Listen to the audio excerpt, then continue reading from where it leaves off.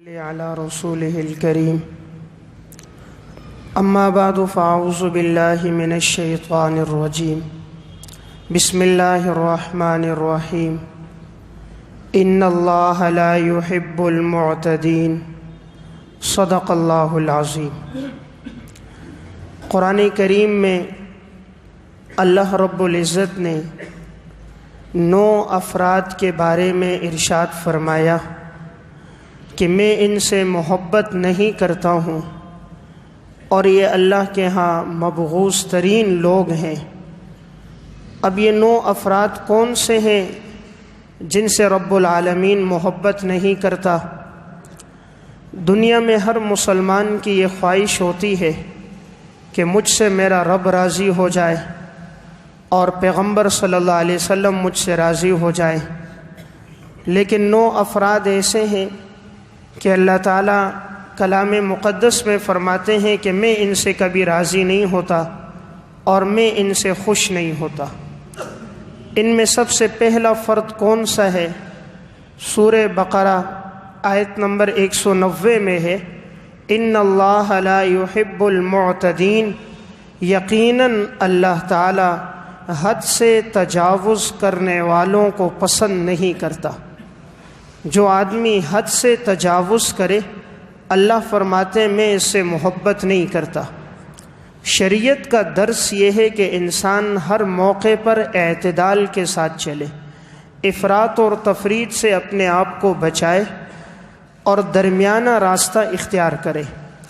قرآن کریم میں اس امت کے بارے میں اللہ رب العزت نے فرمایا وَكَذَلِكَ جَعَلْنَاكُمْ أُمَّةً وَسَطًا، ہم نے اس امت کو معتدل امت بنایا کہ یہ امت افراط و تفریط سے محفوظ ہے۔ تو پہلا وہ آدمی جس سے اللہ محبت نہیں کرتا، اللہ نے فرمایا وہ ہے جو حد سے تجاوز کرے۔ شریعت اعتدال کا درس دیتی ہے۔ آپ صلی اللہ علیہ وسلم ایک رات تہجد کی نماز کے لیے اٹھے، آپ نے تہجد کی نماز پڑھی، مسجد میں آئے، دیکھا صحابہ اکرام تہجد پڑھ رہے تھے۔ حضرت ابوبکر صدیق رضی اللہ تعالیٰ عنہ کے پاس سے گزرے تو وہ قرآن کی تلاوت کر رہے تھے آہستہ آواز میں، آواز بہت آہستہ تھی۔ حضرت عمر رضی اللہ تعالیٰ عنہ کے پاس سے گزرے تو دیکھا وہ قرآن کریم کی تلاوت کر رہے ہیں بہت بلند آواز سے۔ آپ صلی اللہ علیہ وسلم نے اس موقع پر کچھ نہ فرمایا۔ جب صبح ہوئی تو حضور نے انہیں بلایا اور ابو بکر صدیق سے فرمایا میں نے تمہاری قرات سنی لیکن تمہاری آواز بہت پست تھی، تم اپنی آواز کو تھوڑا تیز کرو، اتنی آواز ہو کہ تمہارے کانوں تک تمہاری قرات کی آواز پہنچے۔ اور حضرت عمر سے کہا تم کیوں بلند آواز سے قرات کر رہے تھے؟ حضرت عمر نے کہا یا رسول اللہ میں شیطان کو بھگا رہا تھا، سوئے ہوئے لوگوں کو جگا رہا تھا۔ تو آپ صلی اللہ علیہ وسلم نے فرمایا عمر اپنی آواز کو پست کر دو، تمہاری آواز بہت تیز تھی۔ ابو بکر صدیق نے فرمایا تھا میں اس لیے آہستہ پڑھ رہا تھا کہ میں رب العالمین سے مناجات کر رہا تھا اور اللہ تعالیٰ تو سینوں کے بھیدوں سے بھی واقف ہے، اس لیے تیز آواز سے قرات کی میں نے ضرورت محسوس نہ کی۔ تو دیکھیے آپ صلی اللہ علیہ وسلم نے اعتدال کا درس دیا۔ آپ نے ابو بکر صدیق سے فرمایا آواز کو تھوڑا بلند کرو، حضرت عمر سے فرمایا آواز کو پست کرو۔ یہ ہے شریعت کا مزاج اعتدال کہ انسان کو افراط تفریط سے روکنا ہے۔ عبادت ہو، اللہ کے راستے میں خرچ کرنا ہو، قرآن کریم کی تلاوت ہو، ہر چیز میں اعتدال ہو تاکہ انسان اعتدال پہ چل کر ہمیشہ وہ عبادت کرے۔ اب اگر وہ کسی دن ساری رات نوافل پڑھ رہا ہے تو اب اگلے دن اس سے فرائض چھوٹ جاتے ہیں، واجبات رہ جاتے ہیں، اس لیے شریعت کی تعلیم اعتدال کی ہے۔ صحیح بخاری کی روایت ہے 3 صحابہ اکرام آپ صلی اللہ علیہ وسلم کے گھر آئے، حضور کی ازواج مطہرات سے آپ کی عبادت کے بارے میں پوچھا تو ازواج مطہرات نے عبادت کا بتلایا تو وہ اپنے دل میں حضور کی عبادت کو کم سمجھنے لگے۔ تو ایک صحابی نے کہا میں ساری عمر روزے رکھوں گا، افطار نہیں کروں گا۔ ایک نے کہا کہ میں ساری رات عبادت کروں گا، آرام نہیں کروں گا، اور ایک نے کہا میں ساری عمر شادی نہیں کروں گا۔ آپ صلی اللہ علیہ وسلم جب گھر آئے، ازواج مطہرات نے بتایا تو حضور منبر پر آئے اور آپ نے خطبہ دیتے ہوئے ارشاد فرمایا کہ میں تم میں سب سے زیادہ اللہ سے ڈرنے والا ہوں، سب سے بڑھ کر متقی پرہیزگار میں ہوں، لیکن میں سوتا بھی ہوں، میں تہجد بھی پڑھتا ہوں، میں روزے بھی رکھتا ہوں، میں افطار بھی کرتا ہوں، اور میں نکاح بھی کرتا ہوں۔ جو میری سنت سے اعراض کرے گا وہ میرے طریقے پر نہیں ہوگا۔ یہ ہے اعتدال کا درس کہ صحابہ اکرام میں سے ایک کہہ رہا تھا کہ میں ساری عمر روزے رکھوں گا، آپ نے فرمایا نہیں، روزے بھی رکھنے ہیں، افطار بھی کرنی ہے۔ ایک نے کہا میں ساری عمر شادی نہیں کروں گا، آپ نے فرمایا نہیں، نکاح بھی کرو گے۔ ایک نے کہا کہ میں ساری رات قیام کروں گا، فرمایا نہیں، قیام بھی کرو گے، آرام بھی کرو گے۔ تو اسلام کا مزاج اعتدال کا مزاج ہے۔ تو پہلا وہ انسان جس سے اللہ محبت نہیں کرتا وہ آدمی ہے کہ جو اعتدال پہ نہیں چلتا، افراط تفریط پہ چلتا ہے۔ دوسرا آدمی کون ہے؟ سورہ مائدہ آیت نمبر 64 ہے۔ اللہ رب العزت فرماتے ہیں واللہ لا يحب المفسدین، اللہ تعالیٰ فساد کرنے والے لوگوں سے محبت نہیں کرتا۔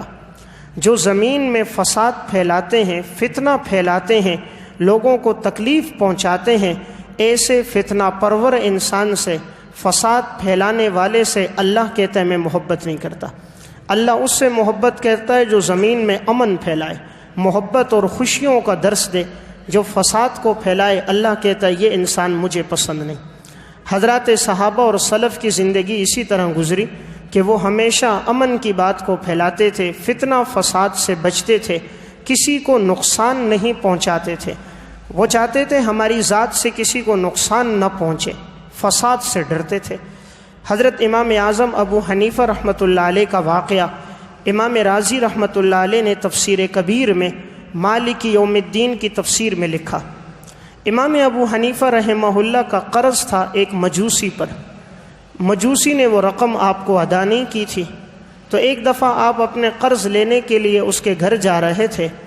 برسات کا موسم تھا، بارش ہلکی ہلکی لگی ہوئی تھی۔ اس دور میں چمڑے کی لکڑیاں کی جوتیاں ہوا کرتی تھیں۔ امام صاحب نے وہ جوتیاں پہنی ہوئی جا رہے تھے۔ جب مجوسی کے گھر تک پہنچے تھے تو آپ نے اپنی جوتیاں اتاری، اس پہ کیچڑ کچھ لگ گیا تھا، تو آپ اپنی جوتیوں کو جھاڑنے لگے۔ ایک کو دوسرے سے جو مارا تو کیچڑ تھوڑا سا جوتی سے اٹھا اور مجوسی کی دیوار پہ لگ گیا۔ مجوسی کی دیوار پہ وہ بارش کا کیچڑ، وہ مٹی اس غیر مسلم کی دیوار پہ لگ گئی۔ امام ابو حنیفہ نے دروازے پہ دستک دی، اس مجوسی کی خادمہ باہر آئی۔ انہوں نے امام صاحب کو دیکھ لیا اور فوراً اندر جا کر اپنے مالک مجوسی کو بتایا کہ امام ابو حنیفہ آئے۔ وہ سمجھے کہ شاید مجھ سے قرض مانگنے آئے ہیں، اس لیے وہ باہر نہیں نکل رہے تھے۔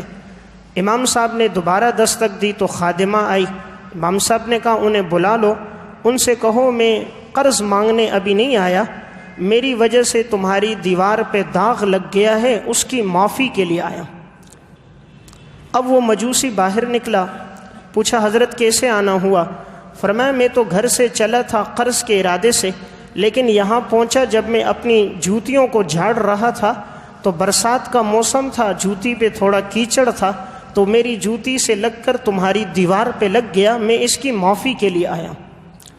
اس مجوسی نے پوچھا حضرت اتنی معمولی بات کی معافی کے لیے؟ امام ابو حنیفہ نے فرمایا مالک یوم الدین، سورہ فاتحہ میں اللہ تعالیٰ فرماتا ہے کہ اللہ روز جزا کے دن کا مالک ہے۔ روز جزا کے دن کا مالک ہے کہ جس دن اللہ ہر انسان کو اس کے معمولی خطا ہے اس کا بھی بدلہ ہوگا، نیک اعمال ہیں اس کا بھی اللہ بدلہ دے گا۔ تو ایک دن آنے والا ہے جب ہر عمل کا بدلہ ہے، تو تمہاری دیوار پر یہ کیچڑ لگا ہے، دیوار داغدار ہو گئی، قیامت کے دن میں نے اس کا بھی جواب دینا ہوگا، تو میں اس کی معافی کے لیے آیا۔ جب اس مجوسی نے یہ بات سنی تو کہا حضرت آپ کا مذہب سچا مذہب ہے، کلمہ پڑھائیے میں مسلمان ہوتا ہوں۔ اسی موقع پر مجوسی مسلمان ہو گیا۔ یہ ہے اسلام کی تعلیمات کہ کسی کو تکلیف نہ پہنچے، فساد نہ پہنچے۔ تو دیکھیے آپ کے عالی اخلاق تھے کہ اس سے وہ مجوسی اسلام میں داخل ہو گیا۔ آج تو ہم دوسروں کی دیواروں پہ چاکنگ کر لیتے ہیں ان سے اجازت لیے بغیر۔ مسجد کی دیواریں ہوتی ہیں، گھر کی دیواریں ہوتی ہیں، رنگ کیا ہوا ہے، اور ایک شخص آتا ہے پوسٹر لگا لیتا ہے، چاکنگ کر لیتا ہے، گھر والوں سے پوچھتا نہیں ہے، حالانکہ یہاں صرف معمولی سا دھبا لگا ہے، کسی مسلمان کی دیوار پہ نہیں، کافر کی دیوار پر۔ جب دل میں ایمان ہوتا ہے تو یہ غلطی پر انسان کو بے قرار کر دیتا ہے، پھر انسان تڑپنے لگتا ہے مجھ سے خطا ہوئی ہے، کب مجھے اللہ معاف کرے، یہ بندہ معاف کرے، تب اسے سکون آتا ہے۔ تو دوسرا پسندیدہ انسان کون ہے؟ جو زمین میں فساد نہیں پھیلاتا، کسی کو تکلیف نہیں پہنچاتا۔ تیسرا آدمی جس سے اللہ تعالیٰ محبت نہیں کرتے وہ کون ہے؟ سورہ بقرہ آیت نمبر 276 ہے، واللہ لا یحب کل کفار اثیم۔ اللہ تعالیٰ نہیں محبت کرتا ہر کافر انسان سے اور ہر گناہگار انسان سے۔ اللہ تعالیٰ ہر کافر انسان سے اور ہر گناہگار انسان سے اللہ محبت نہیں کرتا۔ معلوم ہوا اللہ محبت کس سے کرتا ہے؟ ایمان والے سے۔ محبت کس سے کرتا ہے؟ جو تقوی کی زندگی پہ چلتا ہے۔ کافر سے محبت نہیں کرتا، یعنی ایمان والے سے کرتا ہے۔ گناہگار سے محبت نہیں کرتا، یعنی متقی اور پرہیزگار سے اللہ محبت کرتا ہے۔ سب سے بڑی نعمت دنیا میں ایمان کی نعمت ہے۔ ایمان سے بڑھ کر دنیا میں کوئی نعمت نہیں ہے، اور اس کی قدر تب آئے گی جب انسان کی آنکھ بند ہو جائے گی۔ پھر جب وہ قبر میں جائے گا تو پہلا سوال جب ہوگا من ربک کا، دوسرا سوال ہوگا من نبیک کا، تیسرا سوال ہوگا ما دینک کا، تب معلوم ہوگا ایمان کتنی بڑی طاقت ہے۔ ایک بزرگ راستے سے گزر رہے تھے، تاتاریوں کا دور تھا، تاتاری بڑے ظالم لوگ گزرے ہیں، تو وہ تاتاری گزرتے ہوئے جا رہا تھا، اس تاتاری نے اس بزرگ کو دیکھا تو بزرگ کو روکا، وہ کھڑے ہو گئے، تو تاتاری کے پیچھے ان کا خادم آ رہا تھا، اور اس خادم کے ہاتھ میں ایک بکرا تھا، اس نے رسی ڈالی ہوئی اسے ساتھ لیتا ہوا آ رہا تھا۔ اس بکرے کے یہ بال بھی تھے جسے ہم کہتے ہیں داڑھی کے بال، تو یہ بال موجود تھے۔ تو وہ تاتاری اس مسلمان سے کہنے لگا بابا یہ بتاؤ تمہاری داڑھی کے بال افضل ہیں، بہتر ہیں، یا اس بکرے کے بال افضل ہیں؟ تم بہتر اور افضل ہو یا یہ میرا بکرا بہتر اور افضل ہے؟ تو اس بزرگ نے آگے سے جواب دیا بیٹا اگر ایمان پر خاتمہ ہو گیا تو میں اس بکرے سے افضل ہوں، اور اگر ایمان پہ خاتمہ نہ ہوا تو یہ بکرا مجھ سے افضل ہے۔ کہا بیٹا اصل مدار ایمان پر ہے، ایمان ہے تو انسان اشرف المخلوقات میں معزز مخلوق ہے، ایمان نہیں ہے تو بیٹا میں اس سے بھی بدتر ہوں۔ حضرت مولانا پیر ذوالفقار احمد نقشبندی صاحب کی کتاب ہے خواتین اسلام کے کارنامے، اس میں انہوں نے ایک واقعہ لکھا، کہتے ہیں ہمارے سمرقند کا سفر ہوا، ہم اس سفر میں گئے تو وہاں کے جو مفتی اعظم تھے ان سے ملاقات ہوئی۔ ملاقات کے بعد ہم ایک جگہ بیٹھے تھے، بات چیت چل رہی تھی، اتنے میں دو نوجوان آئے اور انہوں نے آ کر یہ کہا کہ ہماری والدہ آپ سے ملنا چاہتی ہیں، کہ پاکستان کے عالم آئے ہیں تو وہ آپ سے ملنا چاہتی ہیں، آپ ہمارے ہاں تشریف لائیں۔ حضرت فرماتے ہیں میں نے ابتدا میں انکار کیا، لیکن جو اس علاقے کے بہت بڑے مفتی تھے انہوں نے کہا حضرت آپ ضرور جائیے، اس لیے کہ یہ وہ خاتون ہے کہ جب روس کا انقلاب آیا تھا تو روسی لوگوں کو بے دین بنا رہے تھے، لوگوں کو مرتد بنا رہے تھے، لیکن یہ وہ خاتون تھی جس نے تمام لوگوں کو ایمان کا درس دیا تھا، ہر قسم کا ظلم و ستم اس نے برداشت کیا، اور یہ پردے کی حالت میں ایک ایک گھر میں جاتی تھی، لوگوں کو دین کا درس دیتی، بڑی استقامت پر اس نے زندگی گزاری، اور سینکڑوں بچیاں اس کی وجہ سے ایمان پہ باقی رہیں، 20 بچیوں کی اس نے عزتوں کو بچایا۔ تو یہ بڑی نامور عورت ہے، ابھی اس کا بڑھاپا آ چکا ہے، بیمار ہے، آپ عیادت کے لیے تشریف لے جائیں۔ حضرت فرماتے ہیں کہ جب ہم وہاں گئے، وہ خاتون ایک کمرے میں تھی، چادر ڈالی ہوئی تھی، 80 سال سے زائد اس کی عمر تھی۔ جیسے ہم اندر پہنچے تو ہم نے سلام کیا، خاتون نے جواب دیا، جواب دینے کے بعد میں نے اس اماں سے کہا اماں جی میرے لیے کوئی دعا کرو، تو اس خاتون نے چادر کے اندر سے ہاتھ اٹھائے اور ہاتھ اٹھا کر ایک دعا کی کہ بیٹا اللہ ایمان سلامت رکھے، اللہ ایمان سلامت رکھے۔ فرماتے ہیں یہ دعا میں نے سنی تو میری آنکھوں میں آنسو آ گئے، کہ جو خاتون 80 سال تک ایمان کی محنت کرتی رہی، آج بھی جب اس کے ہاتھ اٹھتے ہیں تو وہ پہلی دعا یہ کرتی ہے کہ مولا کریم ایمان سلامت رکھنا۔ سب سے بڑی نعمت ایمان کی نعمت ہے۔ اس لیے اللہ کہہ رہا ہے میں کافر کو پسند نہیں کرتا جس کے پاس ایمان کی دولت نہیں ہے۔ تو واللہ لا یحب کل کفار، اللہ کافر کو پسند نہیں کرتا۔ تو شکر ادا کرنا چاہیے کہ اللہ نے ایمان کی دولت سے ہمیں نوازا ہے۔ اس لیے ہر نماز کے بعد دعا کرنی چاہیے اللہ خاتمہ ایمان پہ کرے۔ انسان بہت نازک ہے، حالات جو چل رہے ہیں بڑے نازک حالات ہیں۔ بسا اوقات زندگی ایمان پہ گزر جاتی ہے، خاتمہ کفر پہ ہو جاتا ہے۔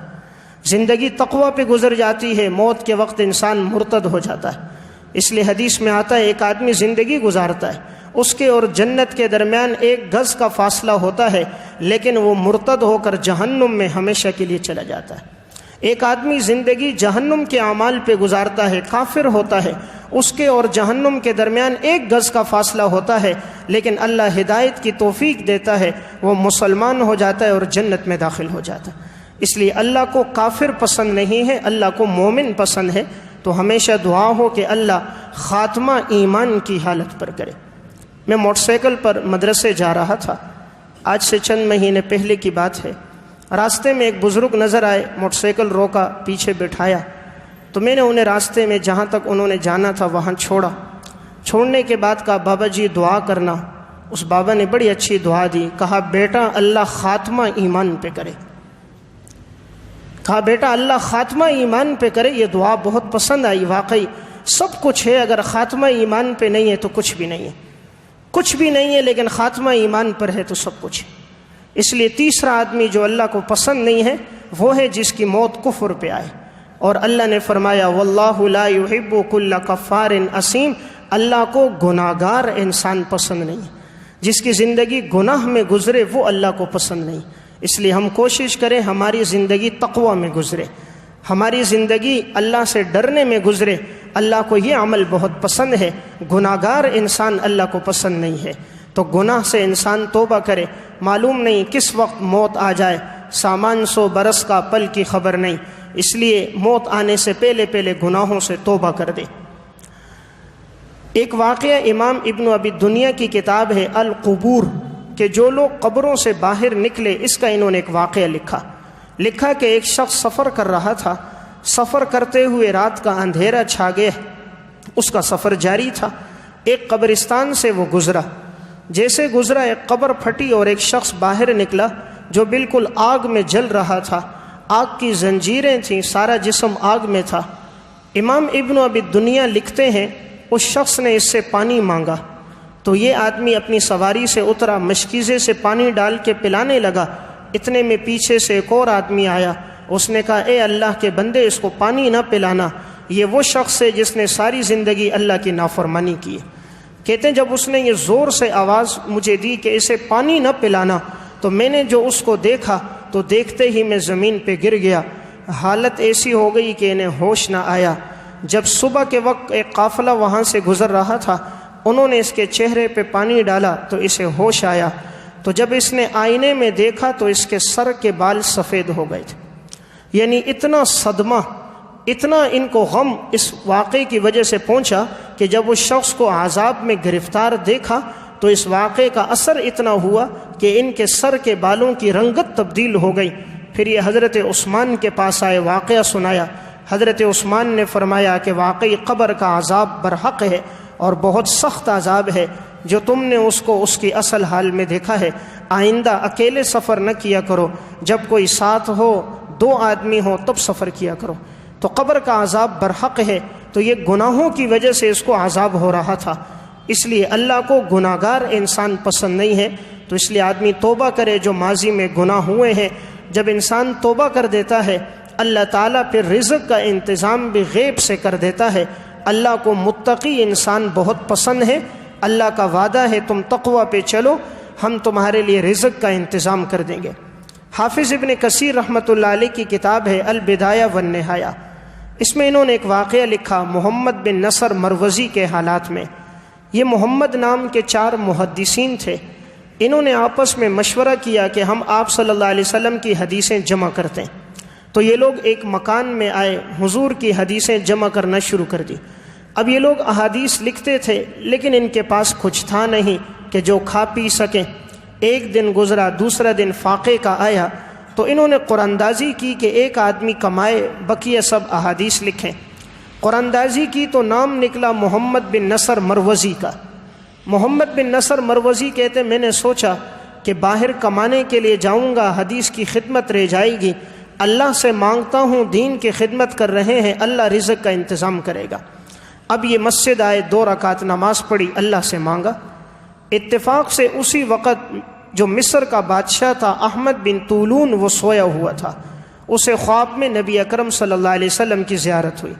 آپ صلی اللہ علیہ وسلم نے فرمایا، احمد بن طولون اٹھو، محمد نام کے 4 محدثین میری حدیثوں کو جمع کر رہے ہیں، فلاں مقام پر موجود ہیں، جاؤ ان کی ضرورتوں کو پورا کرو۔ اب یہ بادشاہ اٹھا، وزراء کو حکم دیا، مختلف قسم کے کھانے پکوائے اور اس جگہ تک پہنچ گئے۔ جب گئے تو دیکھا واقعی وہاں محمد نام کے یہ محدثین جمع تھے۔ تو احمد بن طولون بادشاہ نے کہا، محمد بن نصر مروزی کہاں ہے؟ مجھے خواب میں یہ کہا گیا اس نے دعا کی ہے۔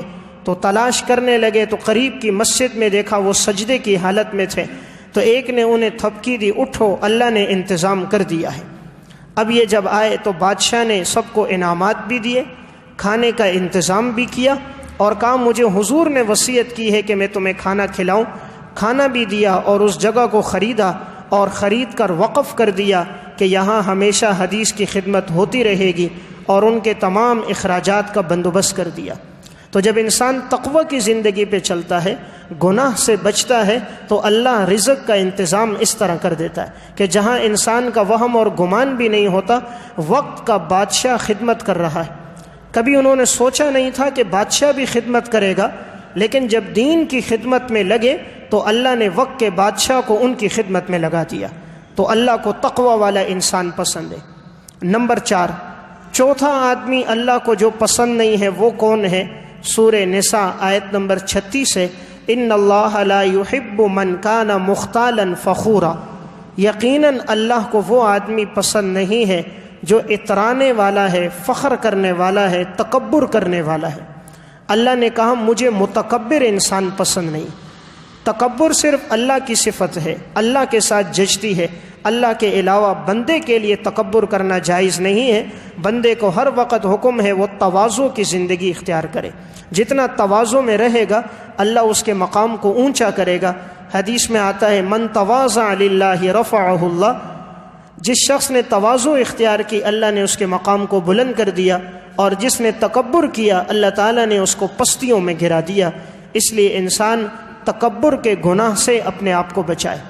آپ صلی اللہ علیہ وسلم نے ارشاد فرمایا، من کان فی قلبہ مثقال حبۃ، جس شخص کے دل میں رائی کے دانے کے برابر تکبر ہوگا، آپ نے فرمایا وہ جنت میں داخل نہیں ہوگا۔ لا يدخل الجنہ من کان فی قلبہ مثقال ذرۃ من کبر، رائی کے دانے کے برابر تکبر ہے، آپ نے فرمایا کہ وہ جنت میں نہیں جائے گا۔ اس لیے انسان تکبر سے بچے، اپنی حقیقت پہ غور کرے کہ وہ کس چیز سے پیدا ہوا۔ حضرت بایزید بسطامی نے ایک نوجوان کو دیکھا، بہت اکڑ کے چل رہا تھا۔ بایزید نے فرمایا بیٹا اپنی حقیقت پہ غور کر، تو 2 مرتبہ شرمگاہ سے نکلا، ایک مرتبہ باپ کی شرمگاہ سے نطفے کی صورت میں نکلا، ایک مرتبہ ماں کی شرمگاہ سے نکل کر دنیا میں آیا۔ تکبر کس چیز پہ کرتا ہے؟ اپنی حقیقت پہ غور کر، تو ایسے ناپاک پانی سے پیدا ہوا ہے کہ جو جسم سے نکل جائے تو غسل فرض ہو جاتا ہے، منی کا قطرہ خارج ہو جائے تو غسل فرض ہو جاتا ہے، تو تکبر کس چیز پہ کرتا ہے؟ اپنی حقیقت پہ غور کر۔ تو اللہ تعالیٰ کو متکبر انسان پسند نہیں ہے، اللہ کو متواضع آدمی پسند ہے۔ علامہ ابن عساکر کی کتاب ہے تاریخ مدینہ دمشق، اس میں انہوں نے واقعہ لکھا ہارون الرشید کے ترجمے میں۔ ہارون الرشید ایک بادشاہ گزرا ہے، ایک دفعہ یہ پانی پی رہا تھا، گلاس میں پانی ڈالا ہوا تھا، اس کے سامنے امام ابن سماک رحمہ اللہ بیٹھے تھے۔ امام ابن سماک رحمہ اللہ نے بادشاہ سے کہا، بادشاہ سلامت، پانی پینے سے پہلے میں آپ سے ایک بات پوچھنا چاہتا ہوں، آپ گلاس رکھ دیجئے۔ ہارون نے گلاس اٹھایا ہوا تھا، رکھ دیا۔ امام ابن سماک رحمہ اللہ نے کہا، بادشاہ سلامت، اگر یہ پانی آپ کو نہ ملے اور آپ کو پیاس کی شدت ہو، آپ کتنی دولت خرچ کر کے یہ ایک گلاس پانی لیں گے؟ پانی کہیں سے نہیں مل رہا، ایک آدمی کے پاس پانی ہے اور پیاس کی شدت ہے، آپ اپنی کتنی دولت خرچ کریں گے ایک گلاس پانی کے لیے؟ ہارون الرشید نے کہا میں اپنی آدھی سلطنت خرچ کر دوں گا۔ ابن سماک نے کہا حضرت پانی پی لو۔ ہارون الرشید نے پانی پی لیا۔ امام ابن سماک نے پھر کہا بادشاہ سلامت، اگر یہ پانی آپ کے جسم سے خارج نہ ہو بلکہ یہ پانی آپ کے جسم میں ٹھہر جائے، پیشاب کا راستہ، پاخانے کا راستہ بند ہو جائے اور آپ کو علاج کروانا پڑے، علاج پہ خرچہ ہو رہا ہو، طبیب آپ سے خرچہ مانگے، تو آپ اپنے علاج پر کتنی دولت خرچ کرو گے؟ ہارون الرشید نے کہا آدھی سلطنت خرچ کر دوں گا۔ امام ابن سماک نے کہا بادشاہ سلامت، آپ کی پوری سلطنت کی قیمت ایک گلاس پانی کا پینا اور اس کا باہر نکلنا ہے، لہٰذا سلطنت کی وجہ سے تکبر نہ کرنا، کہیں سلطنت کے غرور میں آ کر رب العالمین کے احکامات کو نہ ٹھکرا دینا۔ تیری ساری سلطنت کی قیمت تو ایک گلاس پانی ہے کہ اگر تجھے یہ پانی نہ ملے تو آدھی سلطنت دے دے گا، اور پانی کا راستہ بند ہو جائے نکلنے کا تو آدھی سلطنت دے دے گا۔ تو اس حقیر سلطنت کی خاطر رب العالمین کی ذات کے ساتھ نافرمانی نہ کر دینا، ورنہ ہمیشہ کا گھاٹا اور نقصان ہوگا۔ تو اللہ کو چوتھا آدمی کون سا پسند نہیں ہے؟ جو آدمی تکبر کرنے والا ہو۔ نمبر 5، پانچواں آدمی کون سا پسند نہیں ہے؟ سورہ اعراف آیت نمبر 31 ہے، اِنَّهُ لَا يُحِبُّ الْمُسْرِفِينَ، اللہ تعالیٰ کو وہ آدمی پسند نہیں ہے جو فضول خرچی کرنے والا، جو اسراف کرتا ہے، فضول خرچی کرتا ہے، اللہ نے کہا یہ مجھے پسند نہیں ہے۔ قرآن کریم میں اللہ تعالیٰ نے فضول خرچی کرنے والے کو شیطان کا بھائی قرار دیا ہے، ان المبذرین کانوا اخوان الشیاطین، اللہ نے کہا جو فضول خرچی کرتے ہیں وہ شیطان کا بھائی ہے، اللہ کو یہ پسند نہیں۔ اس لیے شریعت کا حکم ہے انسان فضول خرچی سے بچے، جتنی ضرورت ہے اتنا خرچ کرے، جو مال زائد ہے وہ اللہ کے نام پہ صدقہ کرے، غریبوں، یتیموں، بیواؤں اور مسکینوں پر انسان اپنے مال کو خرچ کرے۔ حضرات صحابہ میں یہی وصف تھا، وہ لوگ فضول خرچی نہیں کرتے تھے، ہر نیکی کے کام میں وہ لوگ آگے بڑھتے تھے۔ صحیح ابن حبان میں واقعہ ہے، حضرت ابو بکر صدیق رضی اللہ تعالیٰ عنہ مجلس میں تھے، آپ صلی اللہ علیہ وسلم نے پوچھا یہ بتاؤ آج تم میں سے کس نے روزہ رکھا ہے؟ ابو بکر صدیق نے فرمایا یا رسول اللہ میں نے رکھا ہے۔ آپ نے فرمایا یہ بتاؤ آج کس نے مریض کی عیادت کی ہے؟ ابو بکر صدیق نے فرمایا میں نے کی۔ آپ نے فرمایا یہ بتاؤ آج تم میں سے کون جنازے میں شریک ہوا ہے؟ صدیق اکبر نے فرمایا یا رسول اللہ میں ہوا ہوں۔ آپ نے فرمایا کون ہے جس نے مسکین کے ساتھ تعاون کیا ہے؟ ابو بکر صدیق نے کہا میں نے تعاون کیا ہے۔ تو آپ صلی اللہ علیہ وسلم نے ایک جملہ کہا، آپ نے فرمایا مجتمعت هذه الخصال قط في رجل الا دخل الجنہ، جس آدمی میں نیکی کی اتنی خوبیاں جمع ہو جائیں وہ تو جنتی ہے، جس میں نیکی کی اتنی باتیں ایک دن میں جمع ہو جائیں وہ تو جنتی ہیں، کہ جو اللہ کے راستے پہ خرچ بھی کرے، مسکین کو بھی کھلائے، روزہ بھی رکھے، بیمار کی عیادت بھی کرے، جنازے میں شرکت بھی کرے، آپ نے فرمایا وہ تو جنتی۔ تو حضرات صحابہ اکرام فضول خرچی نہیں کرتے تھے، اللہ کے راستے میں خرچ کرتے تھے، غریبوں، یتیموں، مسکینوں کو کھلاتے تھے۔ تو اللہ نے کہا فضول